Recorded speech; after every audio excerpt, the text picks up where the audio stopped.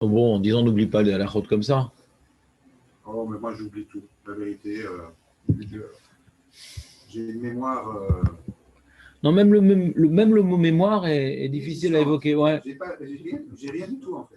Je me rends compte que j'ai rien du tout. il n'y a pas de problème. Quand tu perds le fil, c'est un cerf-volant, tu connais. Je ne sais même pas si je perds le fil. J'ai même pas vu. Alors, dans la paracha de cette semaine, Samuel, si tu nous permets bien entendu de faire le cours, Vayakel Moshe et Kol Haddad Bene Israël Vayomar Elehem Ele Adevarim Asher Tzivah Hashem Lasutam. Après que la Torah donc est enseignée à Moshe Rabbeinu, Akjouchou a enseigné à Moshe, Akjouchou il a enseigné à Moshe Rabbeinu toutes les étapes nécessaires à la réalisation du Mishkan, et en particulier à l'édification du Mishkan. Rachid dit que c'est le lendemain de Yom Kippour, quand il est descendu de la montagne. Ouais. Alors maintenant, il faut transmettre, Moshe ayant reçu, comment dirais-je, toutes les directives concernant le programme de l'édification du tabernacle, et bien maintenant, il vient s'adresser au Ham Israël pour que cette édification, cet édifice puisse avoir lieu. Ele adevarim asher tiva Hashem la sototam. Ele adevarim. Voici les choses. Et encore une fois, nous voyons que avant d'ordonner précisément le Mishkan au Béné Israël, eh bien, encore une fois, on enseigne le Shabbat. Encore une fois, on enseigne le Shabbat. Comme vous savez, la Torah, à chaque endroit, vient nous rappeler le Shabbat avant l'édification du Mishkan. Mais pour quelle raison? Alors, l'opinion la plus connue, qui est c'est Nathan. T'as commandé des matzot, Nathan, ou pas? Oui. Elles sont dans la voiture, à 10h pile. Le Mishkan, c'est construction, donc c'est normal qu'on se rappelle du Shabbat. Très bien. Donc, Samuel donne une réponse connue, importante, officielle, que comme il y a une construction réalisée par le Mishkan, eh bien, il faut faire attention. Parce qu'à Shabbat, on ne construit pas.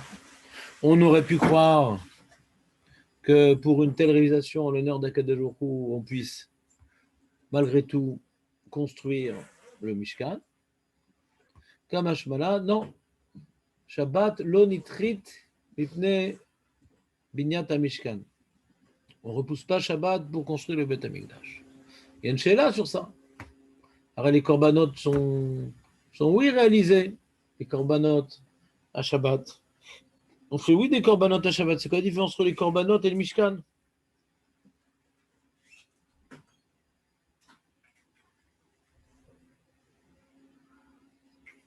Le Mishkan, c'est plutôt un édifice, alors que les corbanotes, c'est plutôt un travail en soi. Une avodat. Avoda. Donc, édifier le Mishkan, ce n'est pas une avoda. Oui, c'est ça. Oui. Avoda, c'est pas vous confondez entre Melacha et Avoda. Avoda, c'est quoi? Avoda, Aved. Un acte de subordination. Aved, la Avod est Hachem. On ne travaille pas Hachem. On travaille le client, on travaille le prisonnier pour lui faire avouer. Hachem, on ne travaille pas, on le sert. Avoda, c'est un service. Ce n'est pas un travail, l'Avoda. Ouais. Un travail, si on veut être rigoureux, on lâche la colère, c'est une melacha. Ouais. C'est melacha, ta mitasek. Avoda, c'est un terme péjoratif dans le jargon chiloni. Parce que pour nous, ce n'est pas péjoratif, ça peut être avodat Hashem, mais pour eux, ils ne connaissent pas l'avodat Hashem. Donc, qu'est-ce qui reste? C'est avoda de. Avoda, non, mais c'est tellement rare. Ouais. La avoda, c'est Eved. Eved. Quelqu'un qui travaille dans le high-tech, je ne sais pas si il a un statut de Eved. Ouais, ou on sait que Bemelacha, Mesouyamet. Pourquoi il n'aurait pas un statut d'évêque? Si tu veux, tu peux dire que c'est un Eved, mais pas en sa présence. Ouais. C'est-à-dire, un homme qui veut arrêter son travail, il peut. Un homme qui veut. Ouais, c'est pas un évêque, il est pas assujetti. Il y a un contrat. Un travail, c'est un contrat. Ouais, où je fais et tu me donnes. J'arrête de faire, tu arrêtes de me donner. Tu arrêtes de me donner, j'arrête de travailler. Le évêque, il est pas libre. Pas libre. Comment? C'est un indépendant, comme un freelancer. Je ne sais pas de quoi tu parles. Quelqu'un qui est salarié, c'est pas un évêque. Oui. Si par exemple il ne vient pas à son travail, on ne va pas le frapper. Il ne va pas être payé, c'est tout. On ne va pas le frapper. C'est pas un évêque, quelqu'un qui travaille. Ouais. On ne va pas le punir on va pas lui punir de dessert ce soir. Ouais. L'évêque qui n'est pas venu travailler. L'évêque, il appartient au Adon. Le travailleur n'appartient pas à son patron. C'est basique, je ne sais pas pourquoi on parle de ça. Ouais. C'est simple.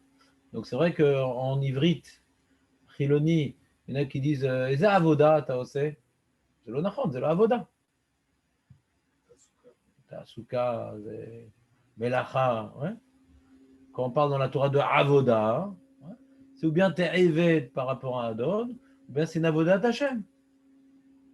Il y a dans la notion d'avoda une notion de subordination. Que c'est pas si je veux, j'ai pas d'alternative.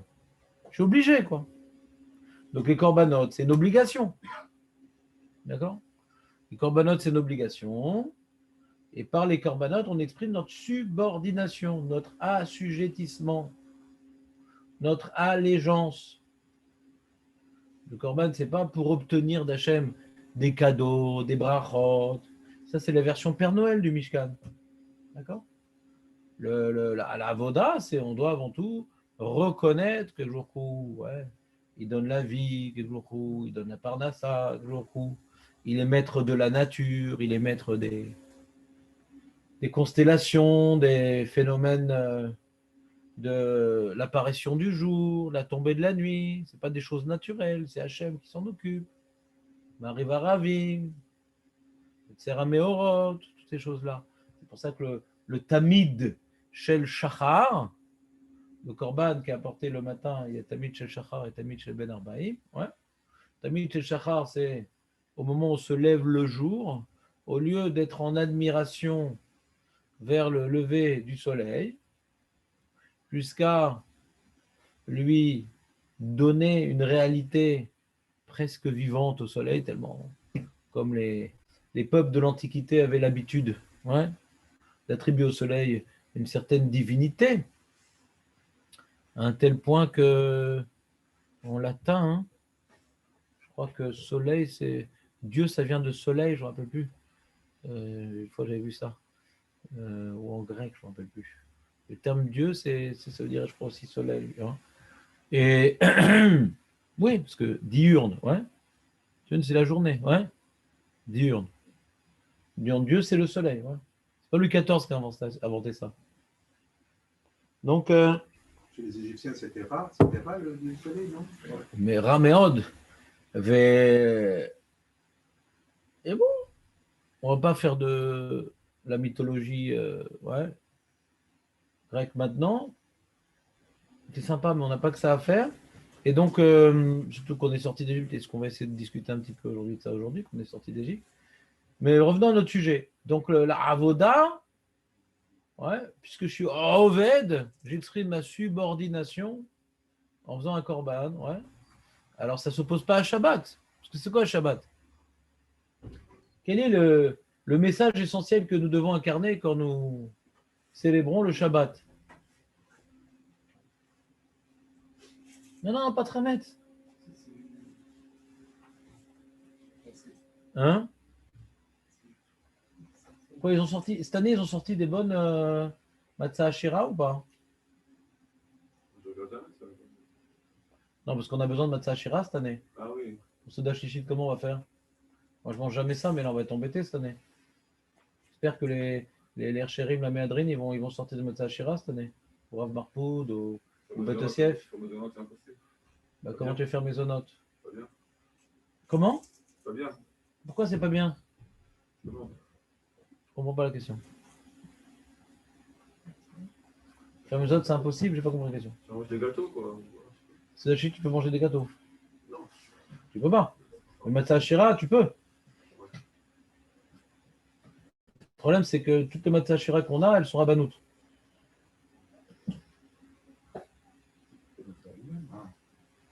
On peut le faire soi-même. Ouais, c'est une bonne idée. On peut prendre la Kemar Matzah et Choliot, ouais, pourquoi pas. Mais j'ai pas de four caché à Pessar. T'as un four caché à Pessar, toi? Pyrolyse, c'est pas bon. Si, c'est bien, mais j'ai pas pyrolyse. Pyrolyse, c'est très bien. Faudra un four caché à Pessar, prendre du Kemar Matzah et de mettre uniquement du jus de fruits sans une seule goutte d'eau. Ouais. Il faudra une recette quand même. Ça peut sortir vraiment une horreur. Pourquoi vous faites pas des crêpes? On peut pas faire des crêpes. À la poêle, ça marche pas, c'est maisonneux. Avec la farine Les crêpes de plein matzah, oui. Avec quoi tu vas faire? du lait d'amande. Ah, c'est Kemar Matzah, de toute façon, il n'y a pas de problème, Kemar Matzah. Ouais, Parce que les matzah shira, c'est pas du Kemar Matzah, c'est du Kemar Mamash, la matzah shira. Ah, Kemar Matzah, on peut faire, t'as raison. Hein. Si on s'embête. Moi, je suis bête. Ouais, Kemar Matzah. Kemar Matzah. Mais j'ai vu s'il y a un problème dans Kemar Matzah.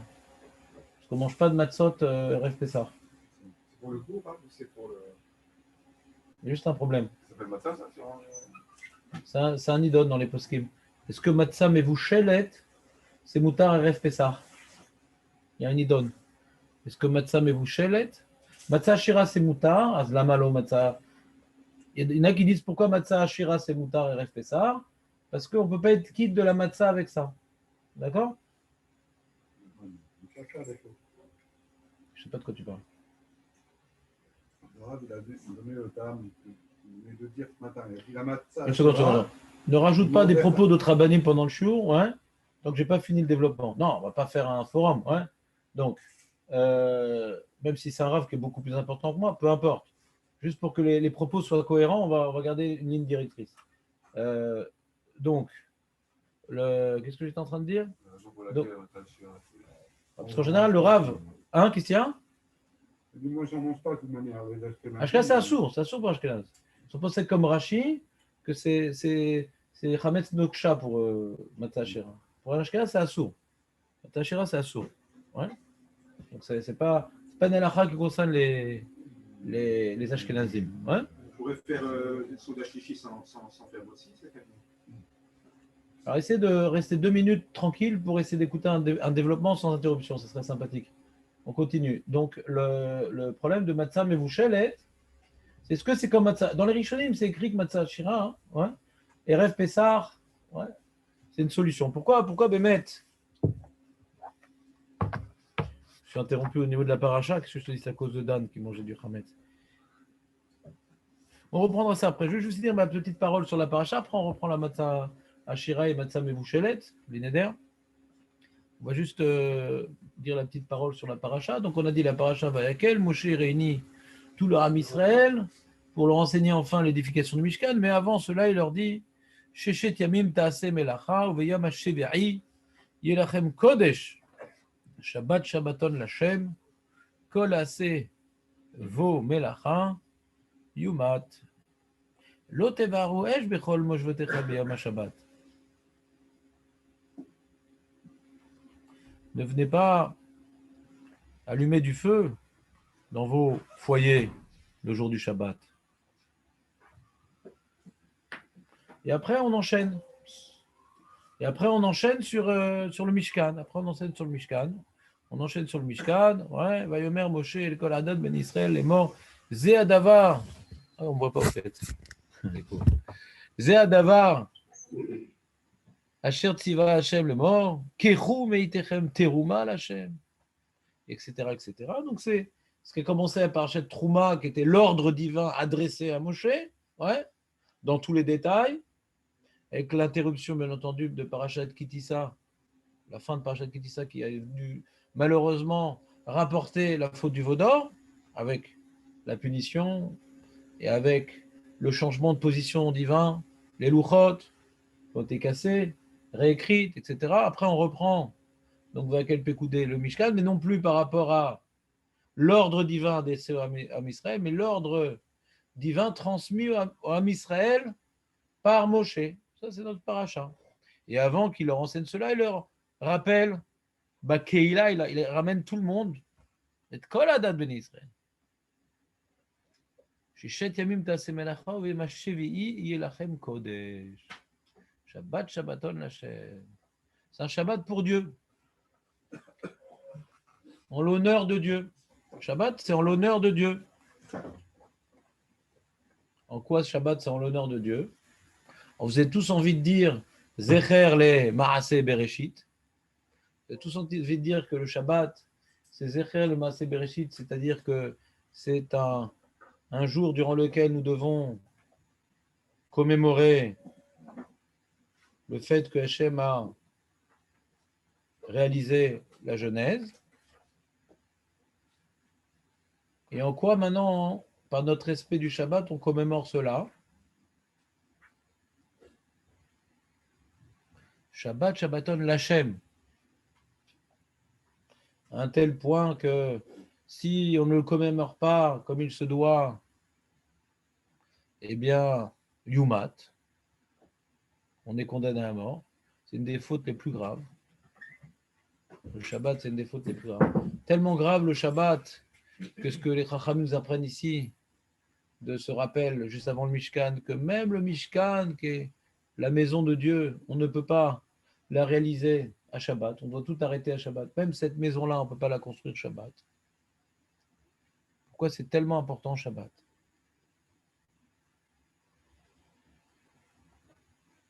Pessah, c'est important, on comprend, on est sorti d'Égypte. C'est le début des mitzvot, Pessah. Hachem nous a sortis d'Égypte pour que nous nous soumettions à sa volonté, pour devenir son peuple, pour incarner son nom, pour devenir ses ambassadeurs. Donc c'est important de se rappeler de ce moment-là, qui est la date d'anniversaire de la naissance du peuple juif, le début de nos responsabilités.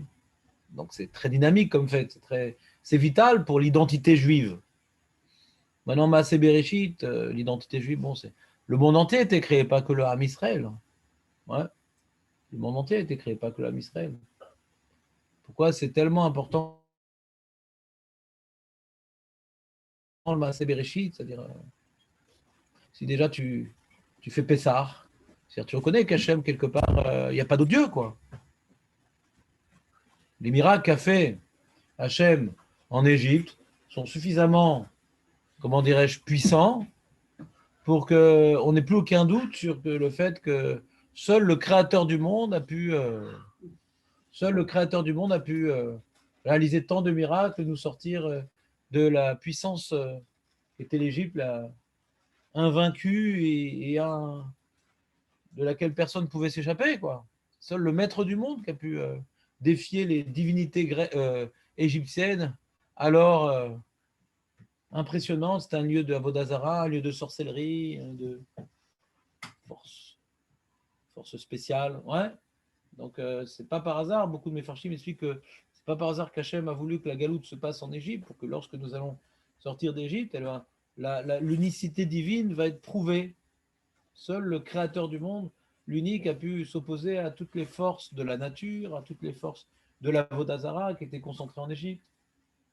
Comme vous savez, les archéologues, les égyptologues ont énormément de questions sur tout ce qu'il y avait en Égypte, ouais, comment ça a pu être réalisé, les pyramides, ouais, avec une telle précision par rapport aux étoiles, ces pierres d'une telle dimension, comment elles étaient transportées. Ils avaient fait pour le barrage d'Assouan, je crois, ils ont dû déplacer un peu une pyramide qui avait pour particularité, je crois qu'à l'équinoxe, il y avait un rayon de solaire qui arrivait jusqu'à l'œil d'une divinité. Ils ont essayé avec tous leurs outils modernes de reproduire cette... Ils n'ont pas réussi.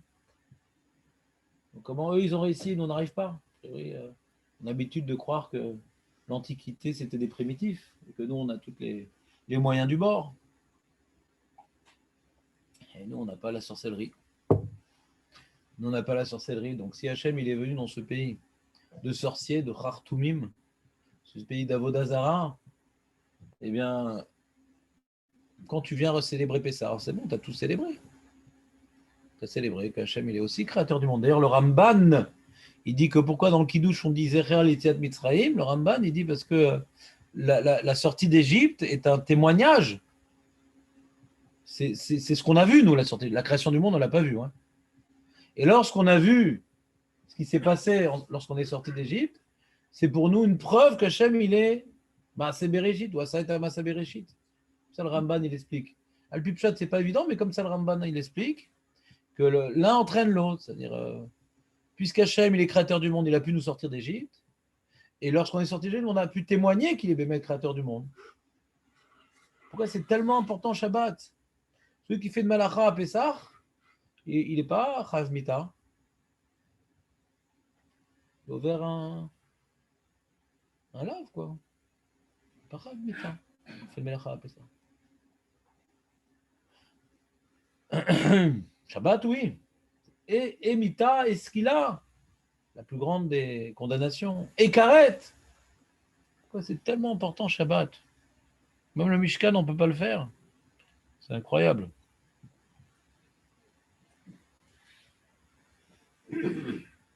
T'as une idée, Dan, pourquoi c'est tellement important Shabbat? Ça aurait été suffisant, Pessar. Comment? Ouais. Qu'est-ce que t'as? T'as tellement de choses en tête, tu sais pas quoi dire. Ouais, ça. Ben, c'est ça la difficulté.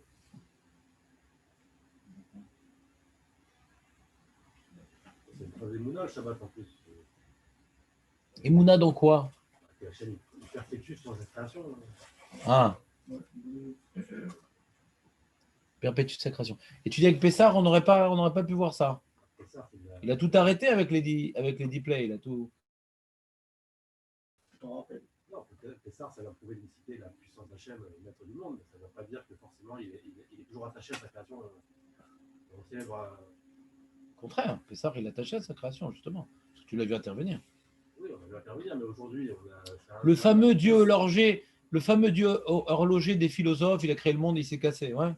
Tu ne veux pas le dire à Pessar? Non, mais Shabbat, on vient nous prouver notre Emouna qu'Hachem, il est toujours le maître du monde. Chaque Shabbat, on vient dire à Hachem, on reconnaît que c'est toi le maître du monde. Tu dis le problème, c'est que Pessar, c'est une fois par an. Ouais, Pessar, C'est un problème technique. c'est pour nous. Mais c'est la même idée que Pessar, tu dis. Non, Pessar, c'est mémoire. Non, Pessar, qu'on vient de commémorer la création du Ham Israël. Oui, mais il y a plein d'implications. Et une des implications de Pessar, c'est qu'Hachem, il est unique, Hachem, il est tout-puissant, Hachem dirige le monde. Il y a des implications que c'est pour ça que j'ai commencé de parler sous cet angle-là de Pessar, pour dire qu'a priori, les idées qu'on aurait voulu dire dans Shabbat, on les a aussi dans Pessar, d'une certaine manière. Dans Pessar, mais Comment? en second plan, peut-être aussi. Pour Pessar, ce qu'on met en premier plan, c'est peut-être D'accord. la création du Ham Israël. Et Ouais. Shabbat, on a un peu plus l'accent sur le créateur universel, la création du monde universel. Ouais, on peut dire comme ça. On peut dire comme ça, mais j'aurais voulu trouver une idée spécifique à Shabbat. Shabbat, c'est pas une abnégation. C'est pas faux ce que tu dis, c'est peut-être même vrai. C'est-à-dire, mais j'ai peut-être une autre intuition. Comment? Pessar, je pense que c'est une mémoire de ce qu'il a fait, de ce que tu nous as Pour nous. Et Shabbat, c'est une abnégation que tout ce que l'homme fait, crée, pour nous laisser peut-être voir, pendant ce moment-là, au moment présent, le fait que c'est Dieu qui a créé le monde. Et vu qu'on enlève tout ce que nous on fait, donc on laisse plus de place. Donc, au moment présent, on le vit, on le vit, quoi. C'est pas un rappel. Moi, je sais pas du tout compris. Ah, je comprends un peu ce que tu dis. Si on a tout C'est-à-dire, on vit dans un monde aujourd'hui. Je vais essayer de développer ce qu'il dit, Guy. Aujourd'hui, on vit dans un monde, Ron. Tous les jours, on se lève, il y a le soleil, il y a la lune, il y a les mouches. Ouais. Et quel regard on doit porter sur ce monde, quoi. C'est-à-dire la réalité du monde auquel on est irrémédiablement confronté. On ne peut pas faire abstraction du monde dans lequel on vit. Il y a des montagnes, il y a des mers, il y a des trucs. Ouais. Alors même si, c'est un peu ce qu'il dit Jérémie, indirectement, Hachem, il a créé le monde, sinon il n'aurait pas pu tout faire ça en Égypte, mais ça ne vient pas me positionner clairement sur la réalité intrinsèque du monde, ouais, avec Pessar. Ce n'est pas ça tellement le sujet. Je pourrais rapprocher un petit peu ce que tu dis avec Jérémie, mais j'aimerais aller un peu plus dans le détail. Et je sens qu'on a beaucoup parlé, mais j'aimerais ici, par rapport à cette question, vous redonner quelques éléments de réflexion. C'est que un homme, il peut faire Pessar, il peut dire qu'Hachem, il est tout-puissant, il peut dire qu'Hachem nous a sortis d'Égypte, etc. Et porter un regard sur le monde qui n'est pas juste. Je donne un exemple de regard sur le monde qui n'est pas juste. Ouais. Il y a souvent dans les religions deux extrêmes. Il y a les religions de l'Antiquité où Dieu il est dur, ils ont peur, ils apportent des sacrifices d'enfants, de ci, de ça. C'est la rigueur, ouais, la peur. Les religions de l'Antiquité, c'est beaucoup de peur. Ouais. Et le christianisme, il est venu, ouais, pour être à la mode, il a pris une partie du judaïsme et exactement l'inverse. L'amour, la miséricorde. Ouais. Hachem, il aime, il punit pas, tendez l'autre joue, et toutes ces foutaises. Et pourquoi c'est des foutaises? Parce que toute vérité, ouais, partielle est un mensonge. C'est des messages de la Torah, mais comme c'est partiel, c'est faux. Ouais, c'est faux. Donc, de venir focaliser sur une mitzvah aux dépens d'une autre, c'est plus de la Torah. Ouais. C'est plus de la Torah. C'est des crétins.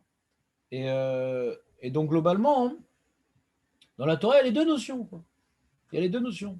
Le monde est une réalité qui est dure. Le monde est une réalité qui est dure. Celui qui ne mange pas et qui ne boit pas, il meurt. Ouais. Celui qui tombe d'une certaine altitude, il meurt. Celui qui ne se protège pas des animaux, il meurt.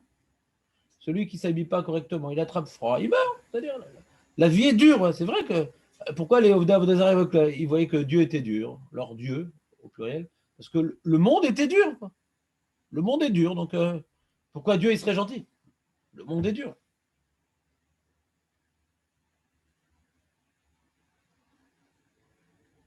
Il n'y a pas que ça. Il y a aussi un but au monde.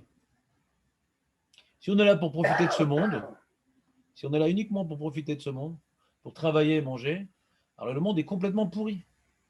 C'est vrai que le monde est pourri. Il n'est pas adapté, ce monde-là n'est pas adapté à une vie terrestre. En tant que vie terrestre, il y a plus de gens qui souffrent que de gens qui profitent de la vie. C'est comme ça. Il y a plus de pauvres dans la misère que de gens. Et même dans les gens qui ont des moyens, c'est des divorces, des primes, des trucs. C'est-à-dire, problème avec les enfants. Ouais. Chaque contexte a des épreuves différentes. C'est-à-dire, quand tout va bien, les enfants sont chutzpanim, ils sont mefunakim, ils sont trucs. Quand ça va mal, les enfants, ils sont plus, pensent pas plus à la famille, mais la vie est dure. Ouais. Chaque système, il y a des souffrances. On ne pourra pas trouver quelqu'un dans sa vie qui a eu que des événements positifs, aucune épreuve, aucun drame. Ça n'existe pas. Quand quelqu'un il pleurniche sur son sort, il a tout simplement oublié la condition humaine. C'est un monde d'épreuves. Il y a une femme comme ça qui appelle ma femme souvent, elle parle de ses problèmes, elle pleurniche, etc. Et elle ne réalise pas que ma femme, elle a eu 3 fois pire qu'elle, mais elle se croit isolée dans son problème. Ouais. Celui qui croit qu'il y a des problèmes et que c'est un misken, il a oublié la condition humaine. On a tous des problèmes, chacun différemment. Pas uniquement des problèmes, on a tous des drames. Chacun vit des drames. Alors ça, jusqu'à 15 ans, on ne les a pas forcément encore connus. Plus on grandit, plus c'est des drames, c'est comme ça. Déjà, la mort, c'est un drame. Elle touche tout le monde, la mort. On a tous un proche qui est parti avant, qui est tombé malade. C'est comme ça, elle malade saute. Donc, si le but, c'est de vivre ici sur Terre et tranquillos, ambiance Club Med, bah, Shem s'est complètement planté, quoi. Il a fait un monde pourri. Ce qui a amené à l'athéisme de beaucoup de goïms. Si Dieu existait, pourquoi il y a tellement de souffrance? Parce qu'eux, ils ont voulu voir le monde comme étant le but. Le monde, c'est le but. Alors, si le monde, c'est le but, bah, il n'y a pas de but. Hein. On est là pour souffrir. Donc si Hachem, il avait manifesté sa réalité pendant 6 jours, bye, donc il est venu pour créer le monde. Il est là que pour ça. Alors t'es embêté parce que c'est ça qu'il a créé. C'est bidon son monde. Alors tu peux dire non, il a créé un monde qui est bien, mais la faute d'Adam Arishon, entraîné, etc. Bon, d'accord, on peut être l'avocat de Dieu dans ce concept païen et truc. Non, le monde, c'est un peu le truc des chrétiens. Dieu est bon, mais l'homme est mauvais. Non, d'accord, mais Dieu il a créé l'homme avec un libre arbitre, donc faut pas réfléchir tordu. C'est-à-dire, Hachem il a créé l'homme comme il était, d'accord, et l'homme faute. C'est pas une glissade par hasard. L'homme faute parce que c'est la nature de l'homme de fauter. Il est là pour se travailler. C'est impossible qu'Adam Arishon ne faute pas. C'est impossible que l'homme Israël ne faute pas avec le veau d'or. C'est un ta'alir. L'homme, il a besoin de tomber pour se construire. On a besoin de comment dirais-je, de réparer ce qu'il fait. Dans notre vie, on commet des erreurs. C'est normal. On n'a pas à pleurer sur les erreurs. On doit apprendre de nos erreurs. Pour qu'est-ce que je fais maintenant pour m'améliorer? Un homme, il est là pour fauter. En malasot. En malasot. On faute, on tombe. Mais si on continue de tomber de plus belle, c'est qu'on a raté notre vie. Mais si on tombe de moins en moins, Bor Hachem. Bor Hachem. C'est pas grave. Hachem, il connaît l'homme. Il sait qu'il a une tendance à vouloir être au centre du monde et pas laisser Hachem au centre du monde. Et dès que l'homme est au centre du monde, le monde est déséquilibré. Et l'homme est attrapé dans ce déséquilibre. Donc si Hachem a créé 6 jours et bye, Hachem, c'est un Dieu de création matérielle. Le fait que maintenant, il ait dit, voilà, je m'arrête un jour et je fais rien. Ah, tiens, qu'est-ce que tu fais? Bah rien. Comment ça, tu fais rien? Un jour à rien faire. Ah, donc le monde, c'est pas que travailler. Donc, si Dieu nous a montré l'exemple, ouais, que Dieu existe même s'il fait rien, il existe Dieu. On n'a pas que Dieu, il n'existe qu'en construisant. Dieu, c'est un banaï, un constructeur. Il arrête de construire, il n'existe plus. Tu as des goïms comme ça, tu vois, à la retraite, il meurt. Une semaine après, un mois après, ouais. Chacun avec l'inertie de la mort, ouais. Combien de temps ça va faire pour que le travail qu'il faisait le maintenait en vie, comme il ne vivait que pour travailler. C'est ça, c'était sa vie sociale, c'était son activité physique, c'était ses motivations intellectuelles, ouais. Dès qu'il arrête de bosser, il meurt. Combien d'histoires on entend des choses pareilles? C'est pour ça que ne choisis pas ton travail par rapport à la retraite, combien tu touches. Parce que si tu travailles, si tu vis pour travailler, qui dit que tu auras la retraite? Les mecs, ils meurent une semaine après. Combien d'histoires on a comme ça? S'il ne vit que pour travailler.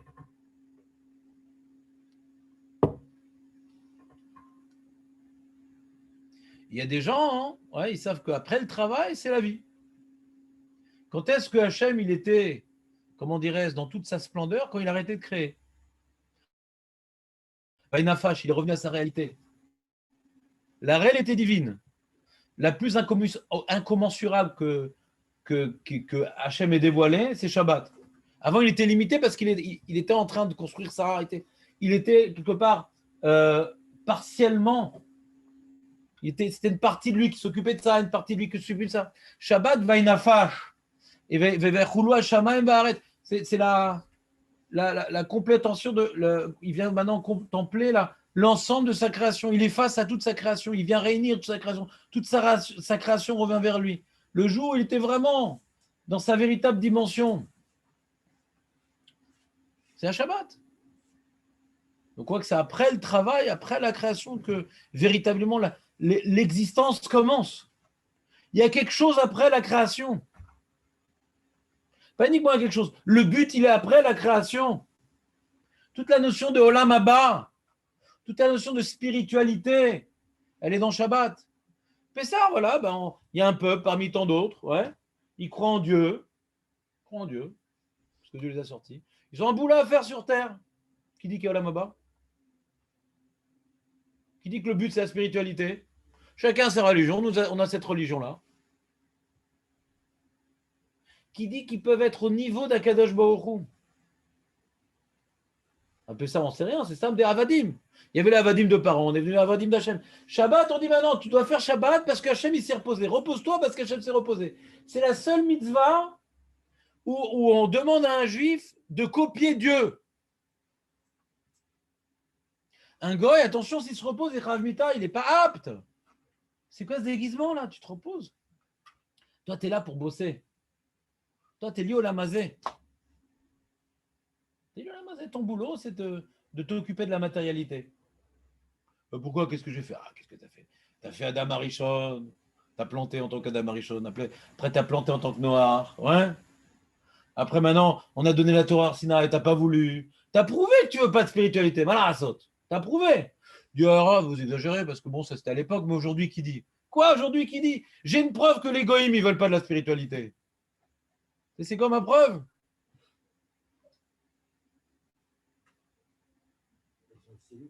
Non. Moi aussi, je suis antisémite. tous des belles-mères, on est tous un peu antisémites. Ouais. Hein? Ah ouais, t'as vu des goyim qui font Avodazara? Moi, j'en ai pas vu. La moitié des chrétiens, qu'est-ce qu'ils font? Non, c'est une marloquette.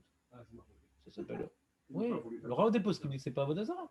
Ah bon? Ils croient en Dieu, mais ils ont un chitouf, ça s'appelle Avodazara Beshitouf. Et d'après le Rav Deposkim, c'est moutard pour les goyim. Ils n'ont pas Pour voulu- nous, non. ils n'ont pas Pour eux, voulu oui. la Torah, ils n'ont pas J'ai déjà voulu- parlé de plus en C'est la même chose aussi. Comment? Avec Elazar aussi, la même chose. Mais nous, on est des juifs, je viens de répondre. Mais on est des juifs. Nous, on n'a pas le droit. En tout cas, ils n'ont pas voulu la Attends, Torah. tu veux la réponse ou tu veux la question? Non. Nous, on n'a pas le droit, et d'après certains poskim, ils ont le droit. Par exemple. Ils ont le droit. Ils n'ont pas voulu de la Torah, en tout cas. Voilà, alors il dit ils n'ont pas voulu de la Torah, mais moi je dis aujourd'hui, on n'est plus à Sinaï. Bah, aujourd'hui, si, ils ne veulent pas de la Torah. Et c'est quoi la preuve qu'ils ne veulent pas de la Torah, les goyim? Parce qu'ils sont d'accord qu'il y a eu la sortie d'Égypte, ils sont d'accord que Moshe Rabbeinu c'est le prophète, ils sont d'accord que David Ameller c'est le roi, ils sont d'accord avec toute l'histoire de Israël. Ils sont d'accord que la Torah elle est émette. Et pourquoi tu manges du cochon? Alors il y a un mec, tout ça, tu sais, le mec là dans le salon, là, décoré, la décoration de salon. Lui, il a dit non, mais il a dit, t'es sûr qu'il a dit? Ah non, lui, il n'a rien dit, on ne sait pas ce qu'il a dit, mais c'est ses élèves. Ah, ses élèves, mais ils sont d'accord. Ah non, non, il y a 4 évangiles. Attends, pour être tellement tordu, tu as une Torah qui est unique, ouais, qui est la même dans le monde, aux 4 coins du monde, d'accord?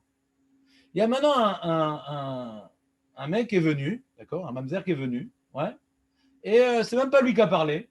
On ne sait même pas tout le monde a vu ces miracles, certains ont vu, alors que les miracles de la Torah, tout l'homme Israël a vu, ouais. Même les Égyptiens, ils ont vu. Donc, ces petits miracles par rapport aux grands miracles. Et même le message du mec, c'est des Talmidim à lui qui ont été écrits, eux-mêmes ils reconnaissent, 200 ans après. Donc, c'est vraiment très peu fiable. D'accord? Et la base du christianisme, c'est les évangiles, c'est des marloquettes. La base, c'est une marloquette. 4 histoires différentes du même mec. Ça, c'est la base du christianisme. Donc, tu vois bien qu'ils ne sont pas spirituels. Quelqu'un de spirituel, mais c'est quoi vos ch'touillottes? Vous avez la Torah, qui est claire, qui est le même texte partout dans le monde entier, ouais, qui dit elle ne changera jamais, et jusqu'à les dorés dorotes, ve les dorotes olam, ve la la la la la. Ouais. Et là, dit non, on change tout, on garde juste charité, l'hostie, le truc, on efface tout. Mais comment on peut effacer? C'est écrit à 10 000 fois, c'est écrit que ça ne changera jamais. Tu vois bien que Kol dor vedor, l'orotsim les kabel ta Torah. Alors, tu as quelques chrétiens qui se posent des questions, les Neshamot, ils se convertissent. Ça, c'est une question très connue. Chez les guérim, c'est une question très connue. C'est complètement incohérent, c'est complètement débile comme religion. C'est complètement débile. Il n'y a pas d'autre mot. C'est une religion débile. C'est pour des gens qui n'ont aucune recherche de vérité spirituelle. Si tu as le minimum de recherche spirituelle, tu es très embêté. Tu es super embêté. J'ai raconté mon histoire, moi, quand j'étais en terminale. C'est la question que j'ai posée à ma prof de philosophie. On faisait un cours sur le christianisme. On a fini le cours, je me posais une question. C'est la question que j'ai posée. Ouais. Comment on a pu tout remettre en question? Et puis il disait que lui, c'était le Mashiach d'après la définition juive. Et tu vois bien que toutes les promesses qui devaient venir avec l'ère messianique ne se sont pas accomplies. Donc comment tu peux dire que c'est le Mashiach alors que l'ère messianique n'est pas venue? Et que le Mashiach, il a parlé de changer la Torah. Et lui, il a changé la Torah. Donc ça, c'est impossible, ça ne tient pas debout. Et cette grande philosophe, c'est pas uniquement prof, c'était une philosophe, elle n'a pas de réponse, alors qu'elle était catholique de Bretagne, elle n'a pas de réponse. C'est sa religion, ni elle s'est posé la question, ni elle a envisagé une réponse. Donc tu vois bien que Kol dor vador, l'orotsim ta Torah. Gamayom lo ayum mekablim ta Torah. La même chose qu'écrit dans le Midrash. Ah non, on n'a pas le droit de tuer, ah non, je veux pas. Ah, on n'a pas le droit d'inceste, ah non, je veux pas. Pareil, le goy, tu ne peux pas lui enlever ses plaisirs. Pourquoi? Parce que le lamazé, c'est le Icar. Il ne veut pas sacrifier son lamazé pour autre chose. Il ne veut pas. Il ne veut pas. Il veut rester comme il est. Il ne veut pas. Donc, n'importe quel mamzer qui va lui créer une version édulcorée de la Torah, c'est bon. J'achète. J'achète. Le Coran, combien il y a de contradictions dans le Coran? C'est innombrable. On ne sait pas combien de personnes ont écrit le Coran tellement c'est incompatible. Ni le style linguistique, ni les idées. Il y a un Coran de paix, un Coran de guerre, un Coran d'air. Mamache, ça va dans tous les sens. C'est complètement incohérent comme texte. Et ils viennent, les petits juifs là, du XVIIIe siècle, avec la critique. Ah, il y a une contradiction entre ce pasouk-là et ce pasouk-là. Qu'est-ce que tu veux, quoi? Et à cause de ça, tu deviens chrétien? Mais tu as peu toutes les contradictions qu'il y a dans ta religion que tu as choisi. Parce que tu n'as pas répondu à la question que déjà le Rambam, il avait déjà demandé d'un passouk sur l'autre, mais tu n'as pas dit que c'était une question de Rishonim. Tu l'as sous-tombé pour aller dans le christianisme, il n'y a que des contradictions là-bas. Qu'est-ce que tu as gagné là-bas? Tu as gagné que tu peux manger du cochon et te marier Christine, c'est tout ce que tu as gagné. Mais en termes de recherche spirituelle, tu n'as rien gagné. Tu n'as rien gagné. Pas plus émettre. Donc, revenons à notre sujet du Shabbat. Je parle des chrétiens, c'est m'excite. Revenons au sujet du Shabbat.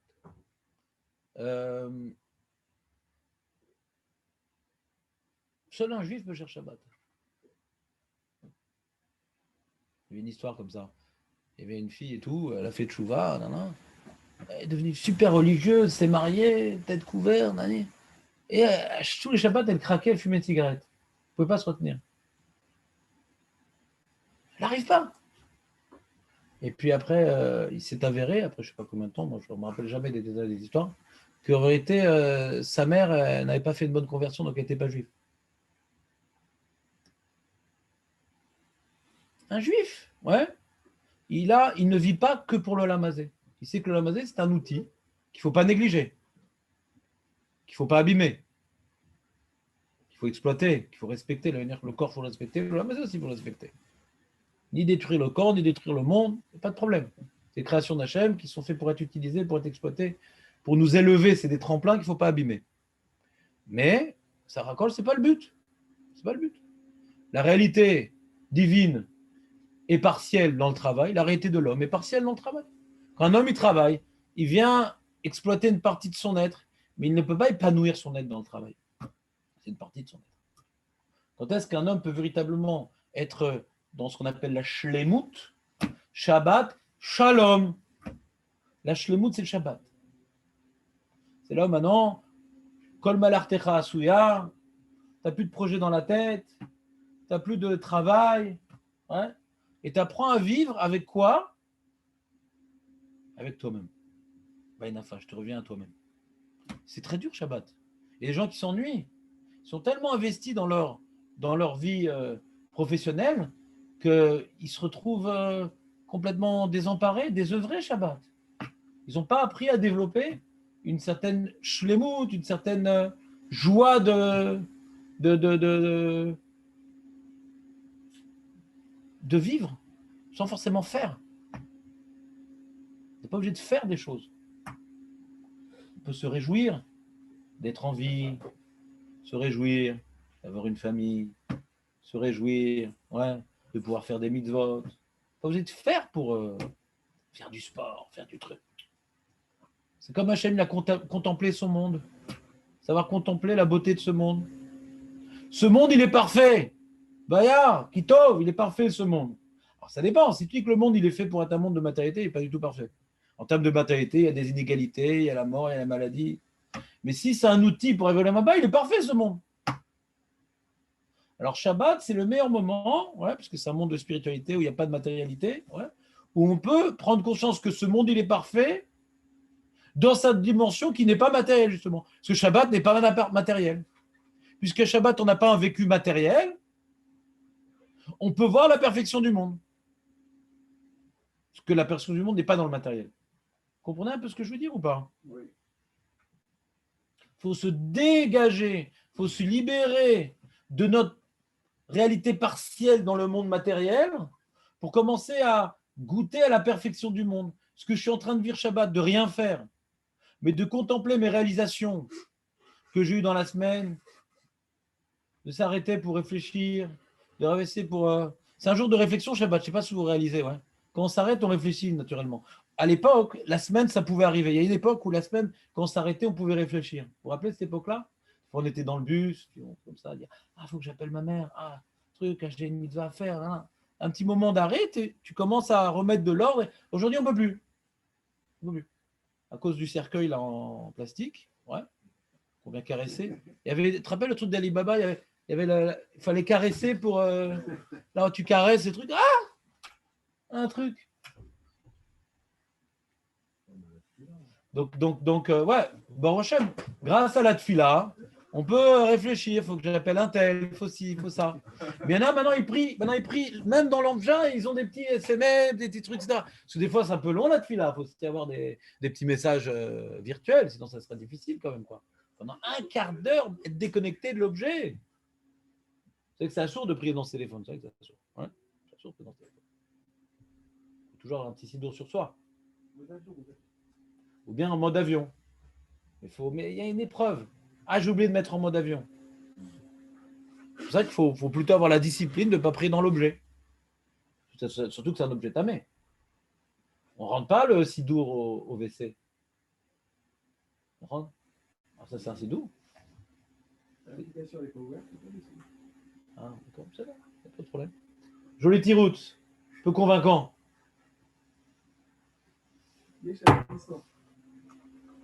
Ouais, quand tu n'as pas de sidour. Mais il faut que tu prennes la discipline d'avoir dans ta poche, si tu as des poches, ouais, un sidour. C'est tout. Un sidour. Prier dans un sidour. Non, c'est pas mieux? Sidour. Très bien. De quoi j'étais en train de parler? Shabbat, c'est un moment où on s'arrête. Ouais. Ah, c'est vrai que c'est un jour agréable. Il y a la sieste. Il y a, pour certains, la Pkeila. Pour d'autres, le Gefitéfi, je ne sais pas comment ça est possible, mais en quoi c'est Kachour à Shabbat, mais bon, ils ont fait une boulette un jour. Et bon, on s'en fiche, de toute façon. Et ils sont Rav Karot en plus. Vous savez, les Gefitévi sont tous Rav Karot. On se demande pourquoi. En tout cas, le jour du Shabbat, c'est un jour qui est agréable.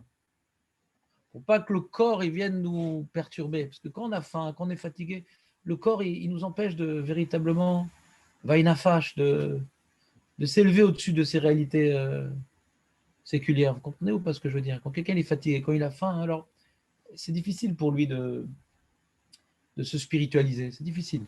C'est pas impossible, puisque c'est le travail qu'on doit faire à Yom Kippour.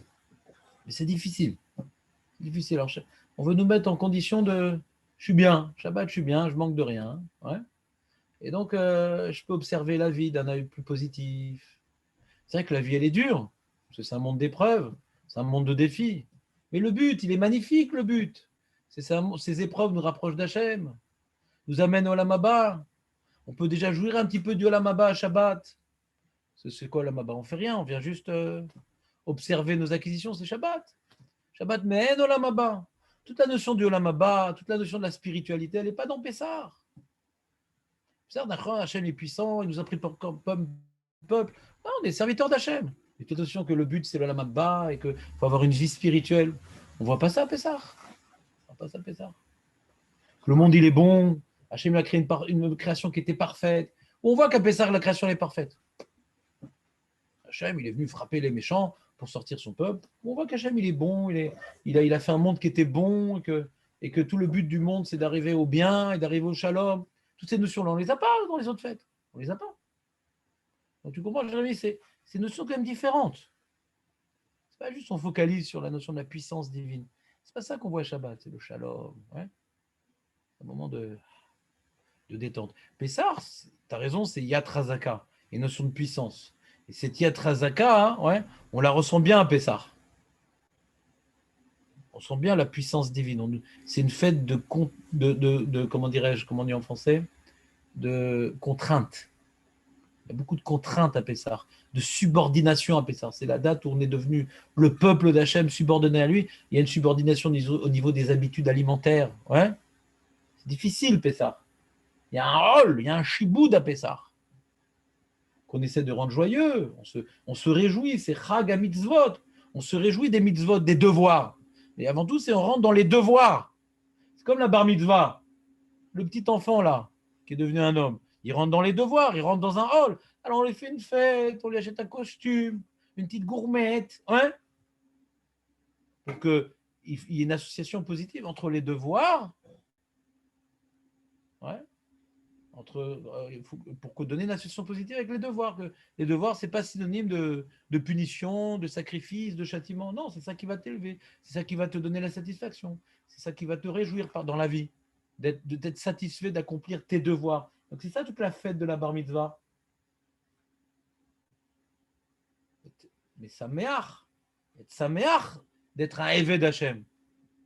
Donc à Pessah aussi, on va essayer d'apporter le maximum d'agréments alimentaires, ce qui nous est limité pour pas non plus, on va pas manger que de la matzah et de l'eau. Ouais, c'est Yom Tov, c'est Chol HaMoed, on va bien s'habiller, mais c'est contraignant quand même.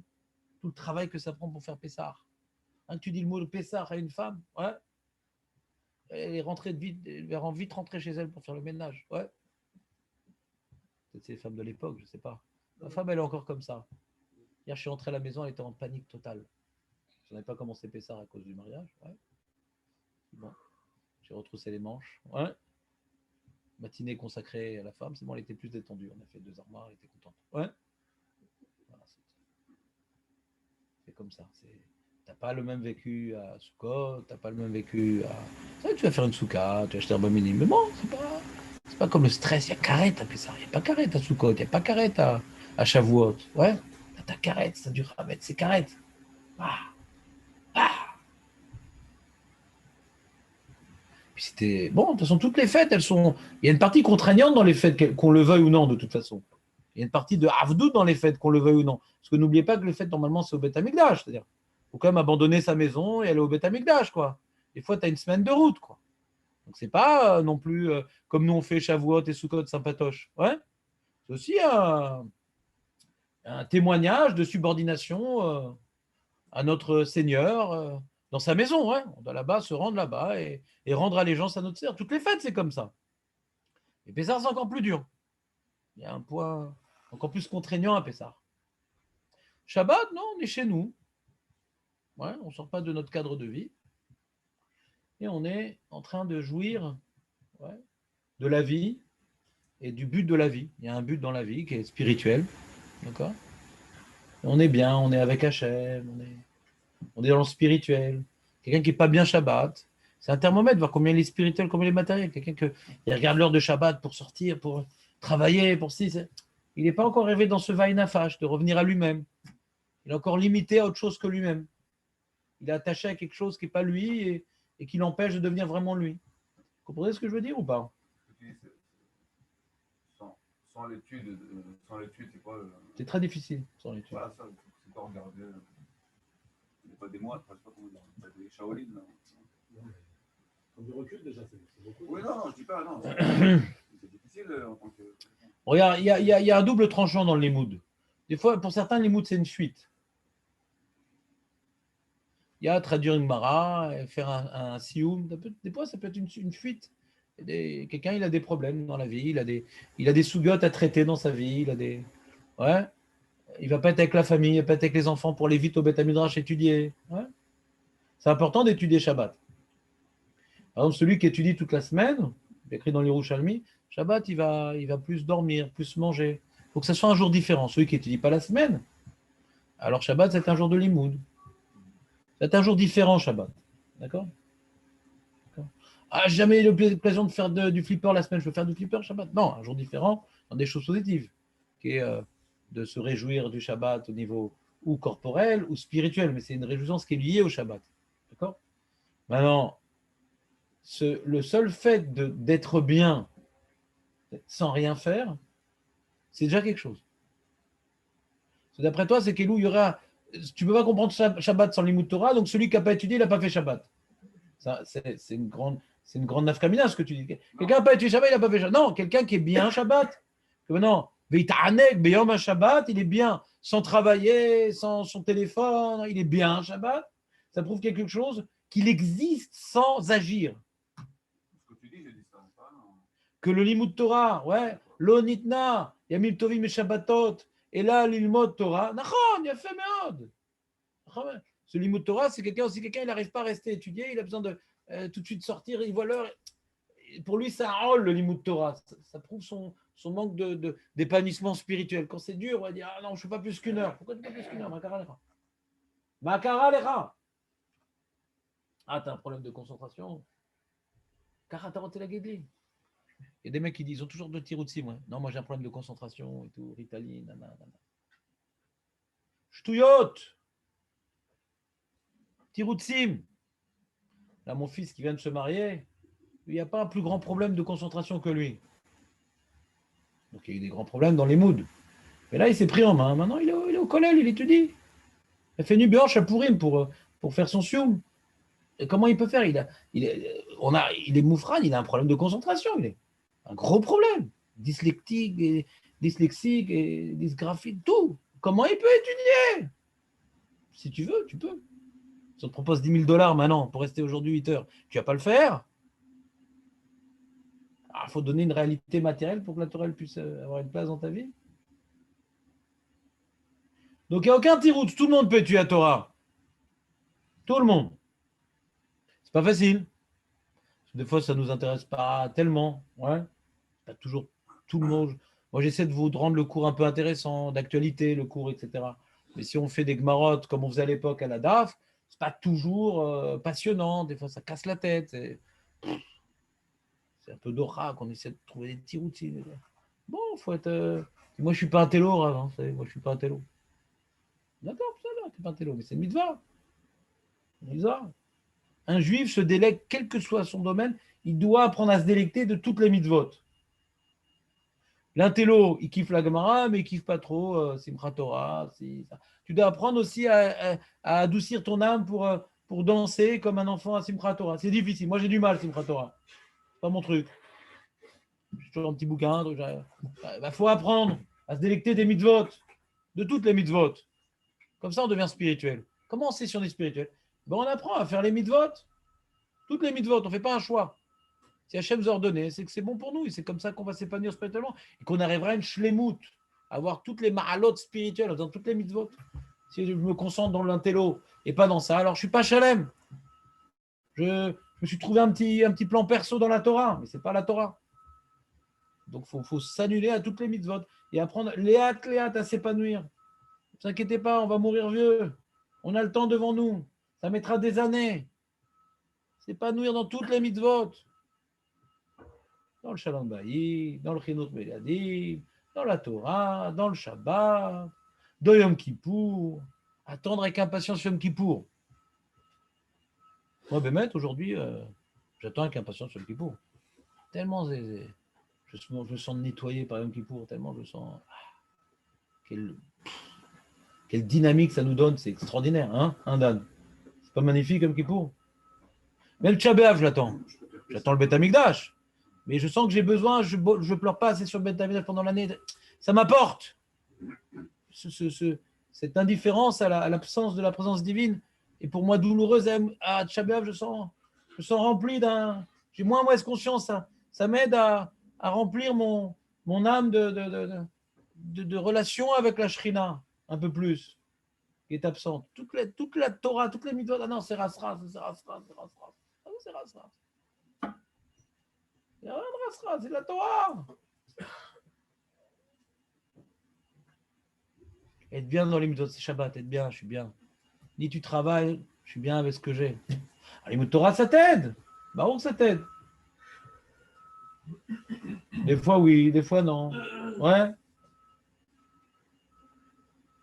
Et d'ailleurs, de ce pasouk-là, on apprend en Ek Shabbat. T'as vu? On apprend le Ramban, il apprend de ce pasouk-là en Ek Shabbat. T'as vu ou pas? De notre paracha. En Ek Shabbat, que c'est Doraïta, il apprend de ce paracha, le Ramban. T'as vu ou pas, Dan? Shishet Yamim Taseh Melacha, Bimashevi Yelachem Kodesh. Shabbat, Shabbaton Lachem. Kol Aseh Melacha. Lo Tevaharu Esh Bechol Moshotechem B'Mashabbat. On apprend de ce pasouk-là. Jonathan, ton livre. Est-ce qu'il est caché à Pessah? Parce que tu l'as mis sur une boîte de matzot de quelqu'un d'autre. Ben, j'espère, pour l'autre. Toi, t'es tranquille. Non, parce que tu n'avais pas mangé du chametz à côté de la boîte?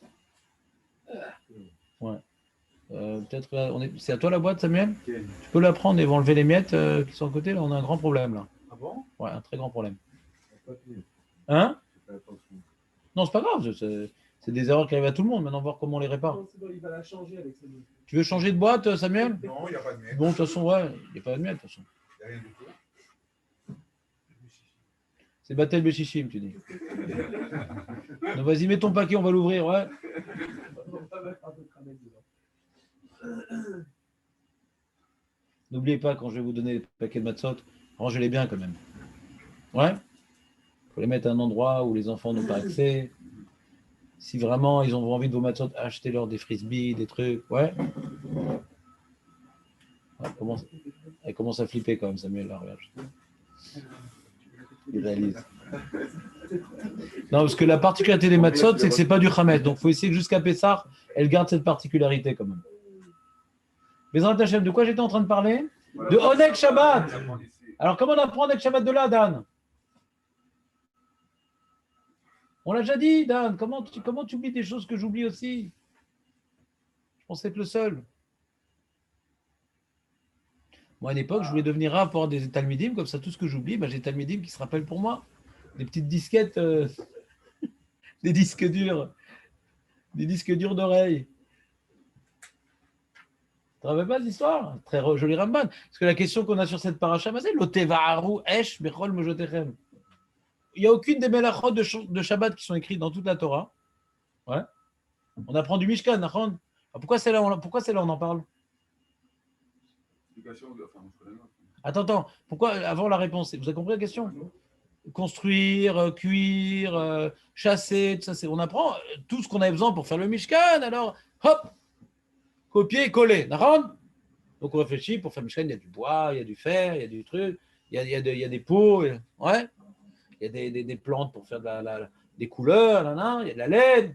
Donc tous ces éléments-là, on dira qu'est-ce qu'on a besoin pour faire de la laine, qu'est-ce qu'on a besoin pour faire. Et on va deviner toutes les 39 mélachot. C'est pas si simple parce que la Gemara elle est anti-coup. C'est quoi les 39 mélachot exactement? C'est-à-dire, on a perdu dans la galoute précisément c'est quoi les 39. Il y a un safek dans la Gemara, c'est quoi bidiouk les 39 mélachot. Ouais. Mais c'est pas grave, de toute façon, les toldot on les connaît. C'est les avot qu'on a un safek. Les toldot on n'a pas un problème au niveau de la lacha. Les toldot, on les connaît. Les melachot, on les connaît. Non, qu'est-ce qu'est un hav? Même dans les Rishon, à chaque fois démarre le truc. Ça, c'est un hav ou c'est une tolda. C'est des sujets en soi. Ce qu'on a fait un hav et tolda, c'est pas le sujet maintenant. En tout cas, puisque toutes les melachot, on l'apprend, il y a deux melachot qui sont pas écrites, qui sont écrites Mefouraj dans la Torah. T'as Otsa, ouais, et t'as Avara. Avara, c'est ici. Avara, c'est faire du feu. Pourquoi on a besoin d'en parler? Alors, qu'est-ce que tu veux dire, toi, Dan? Je crois que c'est Sforno, je crois, qui dit qu'on aurait pu croire que c'est permis le feu, parce que c'est pas une melacha qui fait avancer quoi que ce soit comme cette melachot. Ouais. Et comme finalement, on voit que c'est à la base de la cuisson et les compagnies, alors ouais. On pourra dû le dire. Il veut parler de melacha groa. Il y a un tirout qui s'appelle melacha groa. Il y a des melachot que, normalement, toute melacha, il y a une évolution, une avancée dans l'amélioration de l'objet. Ouais. C'était cru, c'est cuit. C'était pas construit, c'est construit. C'est un mélange, tu as fait un boraire. Il y a une amélioration. Hein. Là, il y a une destruction. Prends du bois, tu le brûles. Une destruction. Il y a un kill cool dans la Havara. Il y a un kill cool. Qui dit que c'est une melacha, c'est un kill cool. Otsa, c'est le même problème. Ouais. Otsa, elle est la construction. Elle est l'amélioration. L'objet, c'est le même. Ici ou là-bas, qu'est-ce que ça change? Ah, tu dis, il a changé de reshoot. C'est-à-dire, et si j'amène maintenant un tabouret comment dirais-je, du salon au Khatser, qui est entouré de barrières, ouais. Je vais faire un pique-nique dans mon Khatser.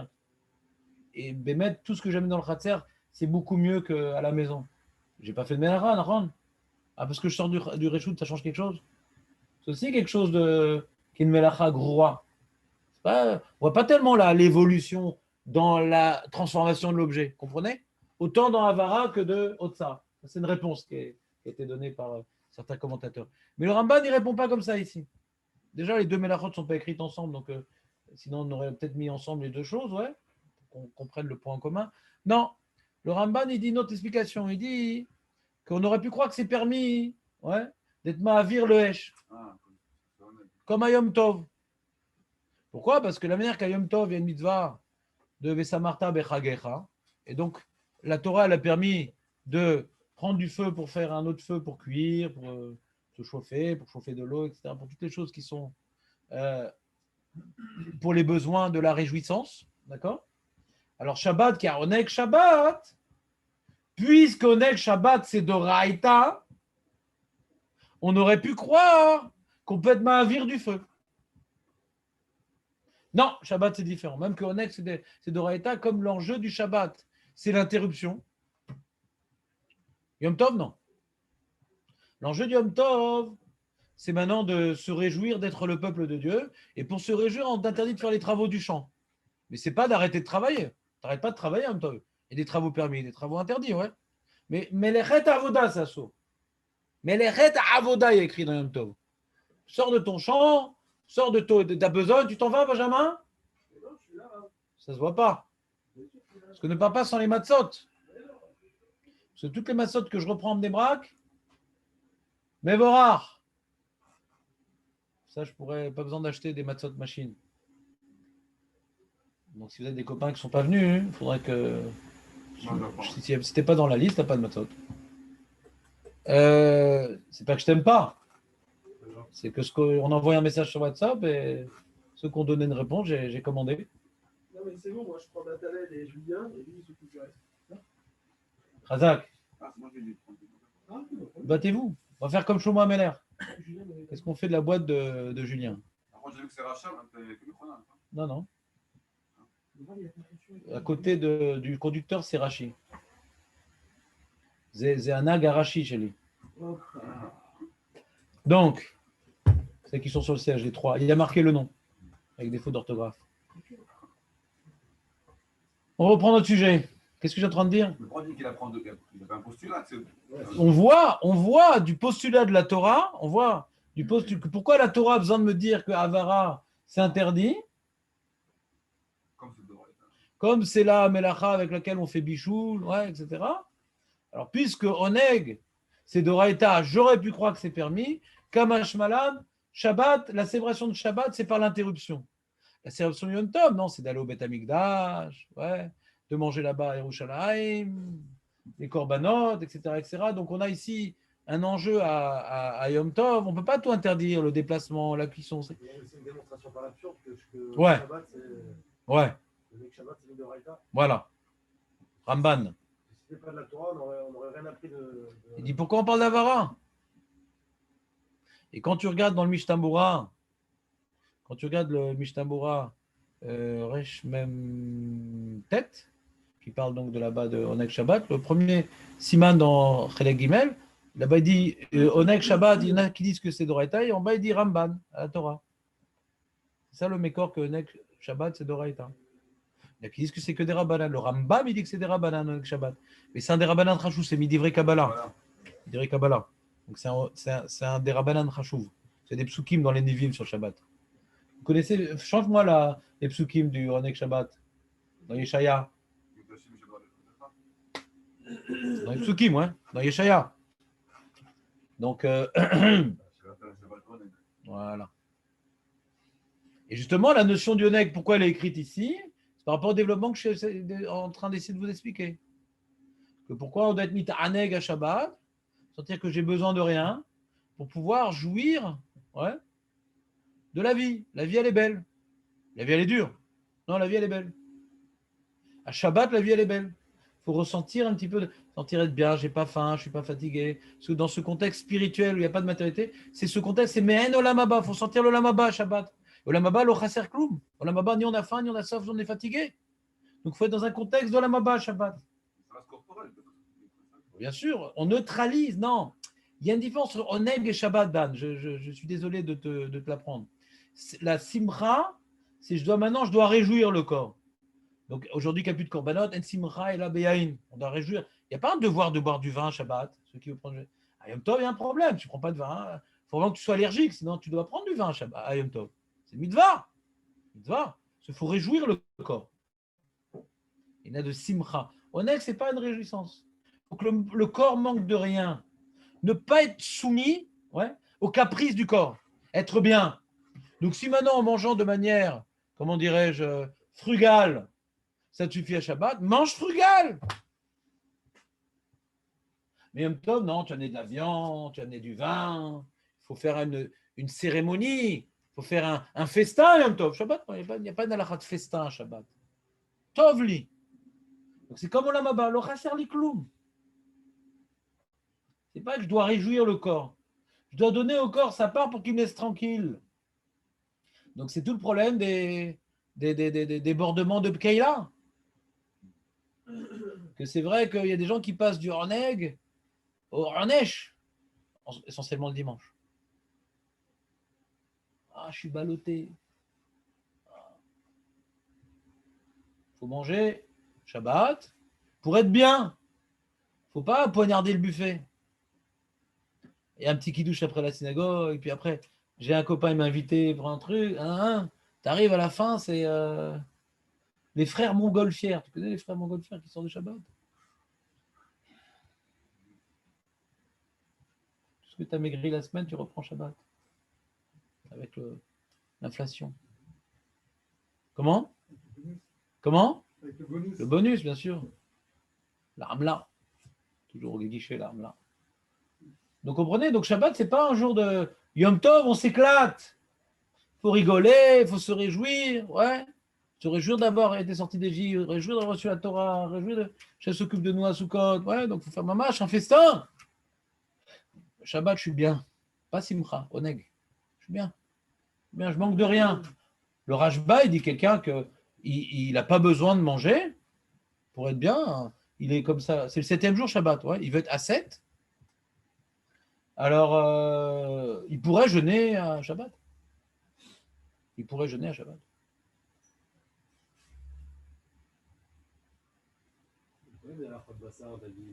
Ouais. Que maintenant, le Shulchan Aruch, c'est un Rambam qui l'a rapporté, ouais, c'est pas la Gemara. C'est un Rambam. Comment? Il y a aussi la mitzvah des Seoudot. Ah, les Seoudot. Alors là, parlons des Seoudot. Le mec qui ne mange pas Seudat Shishit, c'est Racha Gamour. Lama Racha. Parce qu'il. Rakze Chashuvlo, pas la mitzvah. Le Rida, il dit celui qui ne fait pas Seudat Shishit, ou l'okem Seudat Shabbat. Ou l'okem Seudat Shabbat. Lama. Parce que justement, Seudat Shishit prouve qu'on mange les Shem mitzvah et pas les Shem. J'ai plus faim, j'ai pas besoin. Vas-y, t'as pas besoin. T'as pas mangé pour avoir besoin parce que tu veux kiffer.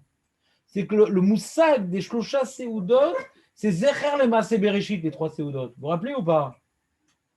Les 3 Seoudot, c'est Zecher le Maaseh Bereshit. Vous vous rappelez ou pas?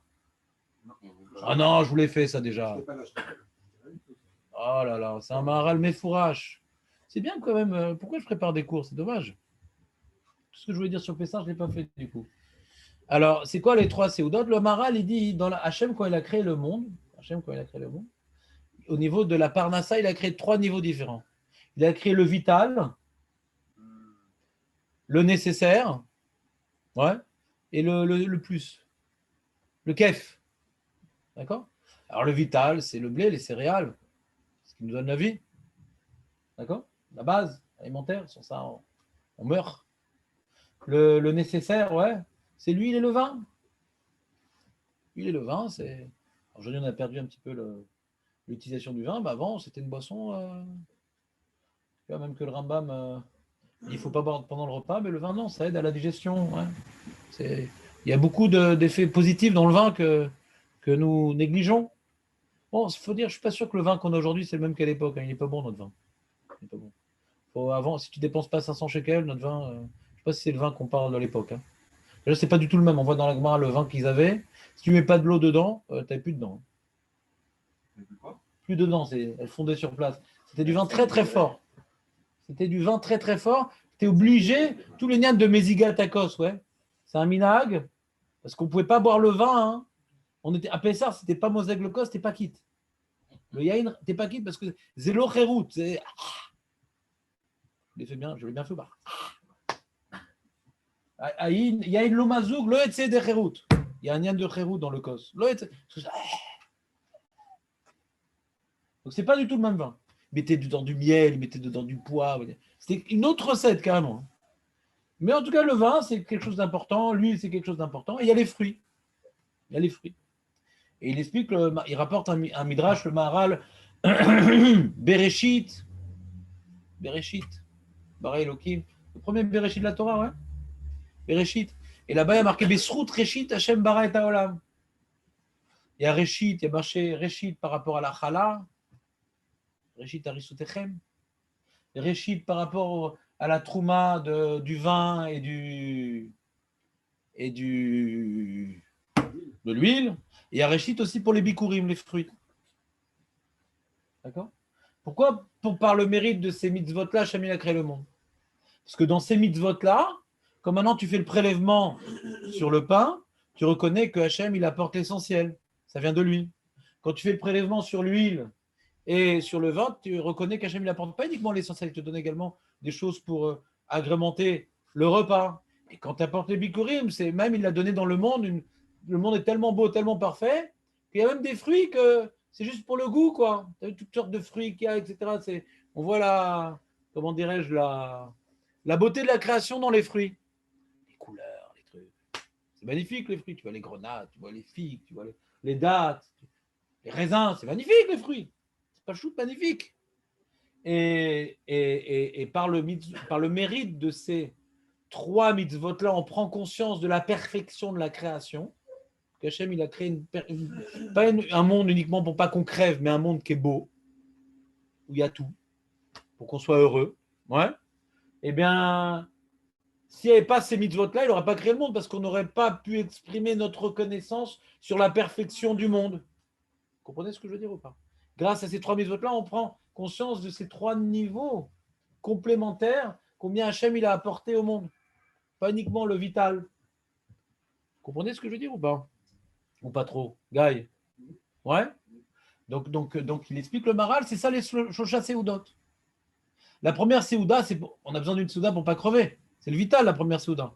En général, on a très faim cette Seuda, ouais. C'est la Seuda, vraiment, on mange parce que on a faim. C'est celle où on mange le plus de pain d'ailleurs. Vous avez remarqué, ouais. C'est le pain qui est le roi dans la première Seuda. Deuxième Seuda, ouais. On ne crève pas de faim parce que bon, on a bien mangé hier soir. Ouais. Mais elle trouve sa place quand même. Elle est nécessaire. Je dis pas que le pain, on se reste pour le deuxième repas s'il y a un bon pain. Ça, tu parles d'Alakha, non? Ouais. Je te parle maintenant de philosophie moraliste. D'accord? Ouais, du vécu. Et la Seuda Shlishi dit pourquoi Yesh Shitot, il dit le Maral, pourquoi il y a des Shitot qu'on pourrait être quitte? C'est pas l'Alakha, mais pourquoi Birklal, il y a des Shitot que dans Seuda Shlishi, on peut être quitte Birklal avec les fruits? Parce que c'est justement, la Seuda Shlishi, elle témoigne que le monde, il est parfait. Que c'est pas juste Hachem, il a donné le vital et le nécessaire, mais même le bon. Le bon. Alors c'est vrai que quelqu'un qui s'est gavé à un tel point que quand il ouvre la bouche, on peut regarder exactement tout ce qu'il a mangé, c'est en train de déborder. Ouais. Donc il ne peut plus réinventer, le pauvre. Dès qu'il mange, ça fait plouf, plouf, tellement il est arrivé à ras-bord. Alors il n'est pas tour de Seuda Shlishi, ça s'appelle Achilagassa. Il faut qu'un homme, comme on a dit, Shabbat, ce n'est pas un jour de bourrade. Ce n'est pas un jour de gavade. Normalement, Seuda Shlishi, il peut encore manger s'il a mangé de manière shabbatique. Moi, Shabbat, j'ai le minag de goûter de tout, mais je dis à ma femme, tu ne me resserres pas. Ce que j'ai dans l'assiette, je l'ai eu. Mais je ne me resserre pas. Je veux prendre de tout, mais j'essaie de ne pas me resservir. Pour avoir le taranouk, ouais, sans le oneg. Mais à Yom Tov, je me resserre. Le corps, bah, tu manges tard, ta Seuda Shnia. Je me force à manger des fruits, histoire que... Non, mais d'après Shulchan Aruch, la halakha, il dit Kol Adeot. Le Mustamo a dit toutes les opinions qui sont rapportées au Shulchan Aruch. Il y en a qui disent qu'on peut être quitte que par le pain, il y en a qui disent que par les gâteaux, il y en a qui disent que par les fruits. Même ceux qui disent par les fruits, c'est Bediavad. Aucune élechatria. Tout le monde est d'accord que c'est du pain, parce que c'est pas une Seuda des fruits. Mais est-ce que Bediavad, je suis quitte avec des fruits? C'est ça la marloquette. Est-ce que Bediavad, je suis quitte avec des gâteaux? C'est ça la marloquette. Et le stam du Shulchan Aruch, c'est je suis quitte qu'avec du pain. Comment? Après, Icar, c'est le Rishon. Donc, comment? Lui-même, le Diavad, on n'est pas quitte. Comment? Après, le Shulchan Aruch, à la fin, je crois qu'il dit Arishona et Icar. Ouais. C'est-à-dire qu'après, même voilà. le Diavad, on n'est pas quitte. D'accord. Icar à Shulchan Aruch, qu'on doit faire une vraie Seuda. D'accord. D'accord, Meod. Donc, les 3 Seudot, tu vois bien, tels qu'on les étudie maintenant, c'est pas, viens, on va bouffer, on va s'éclater. Ouais. Elles sont elles-mêmes Zecher le Maaseh Bereshit. Pour ressentir comme quoi Hachem importe le vital, le nécessaire, le bon. Ouais. Donc c'est vrai que si maintenant je m'organise mon Shabbat de manière pas intelligente, je vais arriver à ce shit, ça ne va pas témoigner du bon, mais de l'écœurant. Ouais. C'est vrai que celui qui se gave Shabbat et qui mange trop tard sa Seuda Shnia, il va bousiller son Seuda Shishit. Mais comme tout, on peut faire Shabbat selon l'esprit de la loi ou faire Shabbat comme on a l'habitude. Vous comprenez ce que je veux dire? Est-ce que c'est une avéra pour quelqu'un d'être écœuré dans ce dashishit? Si vraiment il est écœuré, il n'a pas le droit de la manger. Ouais. Si en mangeant ça passe, ça va, il ne va pas vomir. Au début, c'est un peu difficile, mais après, il se laisse attirer par le houmous et les ratzelim. C'est-à-dire que ce n'est pas une achilagasa, il fallait qu'il était chayav de la faire. D'après le Chida, il disait Ikar à Seuda chez Shabbat. Il dit Ikar Seuda chez Shabbat. Parce qu'on n'a pas faim. Et tu prouves que tu montes, tu viens maintenant, comment dirais-je, accomplir le devoir de Seuda. Alors tu vois, Yom Tov, c'est 2 Seudot, quoi. Il n'y a pas cet enjeu de Maaseh Bereshit, cet enjeu de. Il n'y a pas. La Gemara, elle dit dans Shabbat, Kol haochel, Kol hame'aneg et Shabbat. Et là-bas, les Mefashim se parlent à l'aider Shosha Seudot. Ouais, az Nitzal mi Chevle Mashiach, mi Dina Shel Geina, mi. Plein de trucs, c'est-à-dire c'est. C'est en contradiction un peu avec ce qu'on a dit sur le Onek Shabbat, de se sentir on n'a besoin de rien, quoi. On a quand même un petit effort, on va quand même se forcer. D'accord, il y a un Maaseh Bereshit à réaliser. D'accord.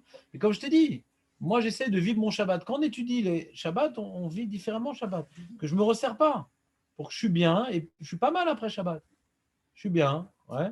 Et 3 repas, elle vient Sudashit un moment où je commençais un petit peu à avoir faim. Parce que je ne me suis pas gavé à Sudashnia.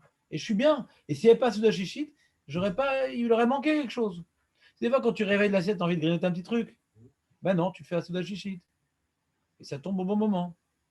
Il faut organiser Shabbat pour le vivre selon l'esprit de la loi, le Shabbat. Est-ce que tu as un rachat si tu ne fais pas ça? Non. Mais comme ça, tu comprends mieux l'enjeu de Shabbat.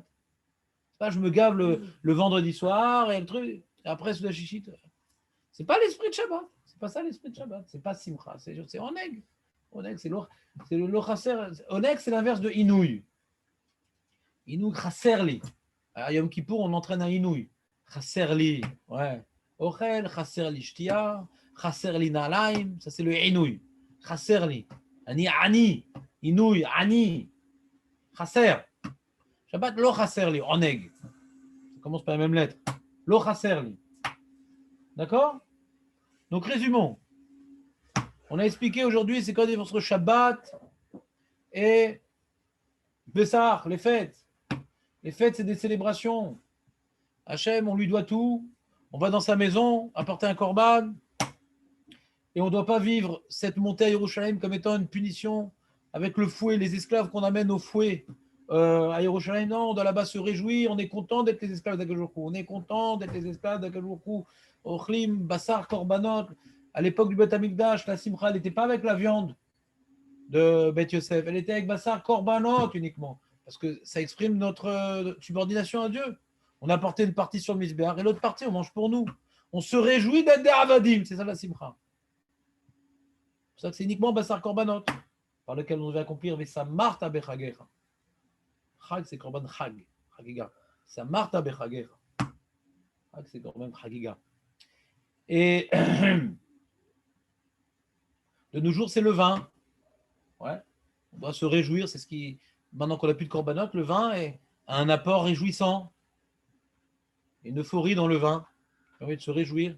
Il ne faut pas vivre le hall de Pessar, le hall de la Torah, le hall de la Souka. Il faut se réjouir de ce hall-là. Il faut se réjouir d'être le Am Hashem. Mais on ne parle pas de l'Amaba dans tout ça. On ne parle pas du but de la création. On ne parle pas du but de Israël. On parle maintenant de nos engagements. On ne parle pas du but ultime. Shabbat, c'est le but ultime. Tout ce monde-là a été créé pour pouvoir donner une place en nous à la spiritualité. Ne pas vivre que pour travailler. Ne pas manger pour travailler, travailler pour manger. Non. Ce monde-là, il est pour pouvoir ressembler à Kadosh Baruch Hu. Shabbat, c'est ce mitzvah où on nous demande de ressembler. On est là pour ressembler à Kadosh Baruch Hu, de faire une place en nous à la spiritualité, de s'épanouir dans la spiritualité, de plus en plus dénigrer la matérialité. Pas comme un moine ascète, et de voir la matérialité comme étant un moyen, comme étant un outil. Donc on n'est plus le mitlev devant, on n'est plus tellement enthousiaste qu'on a une acquisition matérielle. Bon, très bien, ça va me servir pour faire la zdaka, ça me servir pour aussi. Mais pas, enfin j'ai réussi. Il y a des gens, tant qu'ils n'ont pas réussi professionnellement dans la vie, ils n'ont pas réussi. Ils n'ont pas fait leur preuve à la société. Et tu arrives à bien prier, tu arrives à bien étudier. Elle est où ta réussite dans la spiritualité? Est-ce que tu as réussi? Il y a des gens, ils sacrifient leur shalom bayit, éducation des enfants pour leur réussite professionnelle. Tant qu'ils n'ont pas eu leur réussite professionnelle, ils sentent qu'ils sont des ratés. Mais tu ne te rends pas compte, tu n'es pas un raté, ta femme, elle t'aime, tes enfants, ils t'admirent. Tu n'es pas raté. Oui, mais regarde ce que je bosse. Mais tu n'es pas raté. Tu étudies le matin à la synagogue, tu as ton sur le Torah, tu es aimé par ta femme, tes enfants. T'es une réussite ambulante. Mais tu as vu ce que je fais et tout. Le pire pour ces gens-là, hein, qui ont des rêves, c'est quand ils arrivent à les accomplir. Oh, quelle déception. Quoi, tout ça, je pensais, je m'étais fait un film sur enfin, je vais devenir costard cravate à la bourse. Ouais. La bourse ou la vie, j'ai choisi la bourse, j'ai perdu ma vie. Tout ça pour ça, je suis arrivé à ça. Et là, je sens le vide de ma vie. Au moment où j'arrive au summum, c'est ça qui m'avait aidé à faire tchouva. J'avais un certain nombre de rêves quand j'étais gamin et à la fin de mon adolescence, j'ai pu accéder à tous mes rêves. Tous mes rêves. Tout ce que je voulais, je l'ai eu. J'ai m'a tout donné. Dans tous les domaines. Je me suis senti vide. Quoi. Et là, je sais que la vie, ce que j'ai, je ne vais pas le conserver. Il y a des hauts et des bas. Et si quand je suis au summum, je me sens rec, donc j'ai raté ma vie. Juste après, je suis parti à Yeshiva. Et je vais essayer à Yeshiva. J'ai raté ma vie. J'avais 20 ans. J'ai rien fait de ma vie. Tous mes rêves, j'avais accompli. J'avais rien accompli. Le pire quand tu as des rêves, c'est quand tu y arrives. On vaut mieux arriver vite. Parce qu'après, c'est embêtant, c'est dur de changer de kioun à tes rêves. Donc ça, c'est Shabbat. Vaïnafash. Pas tout le temps chercher.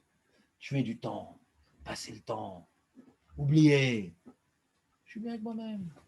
Des gens, ils ont des regrets, ils ont fait des choses pas bien. Alors, ils sont tout le temps sur leur téléphone, sur leur truc, parce qu'ils ne veulent pas de face à eux-mêmes. Le Shabbat, c'est un gain pour eux, Shabbat. Tu dois s'arrêter, réfléchir. Ils ne veulent pas rester dans cette introspection, dans ce retour vers ce vaïnafage de revenir à eux. Ils ne veulent pas.